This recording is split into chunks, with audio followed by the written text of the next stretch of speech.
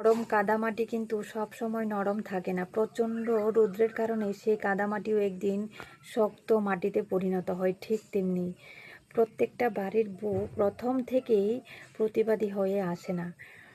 সে তার প্রত্যেকটা সম্পর্ক নির্দ্বিধায় ছেড়ে আসে এই আশায় যে সে শ্বশুরবাড়িতে এসেও সেই প্রত্যেকটা সম্পর্ক সে ফিরে পাবে। প্রথম কয়েক বছর সে বিন্দাস কাটায় তাদের সাথে।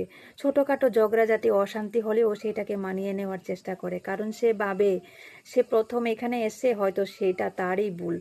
কিন্তু একটা সময়ের পর সে ঠিক বুঝতে পারে এইটা তার ভুল নয়, ভুল ছিল না, সেইটা ছিল তাকে দাবিয়ে রাখার একটা কৌশল মাত্র। তখন সেই মেয়ে, সহজ সরল মেয়েটাও প্রতিবাদী হয়ে ওঠে।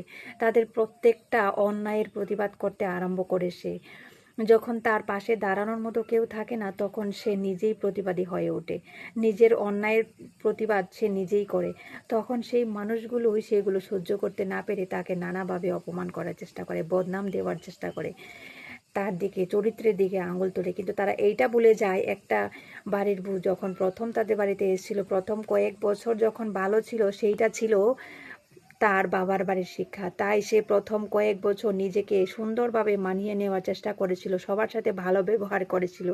কিন্তু কয়েক বছর যেতে না যেতেই যখন তার ব্যবহার পুরো পাল্টে গেছে, তাদের মতোই কথা বলছে, তাদের সুরে কথা বলছে, তখন তাদের বোঝাবুঝি ছিল সেইটা ছিল তাদের শিক্ষা, তাদের বাড়ির শিক্ষা।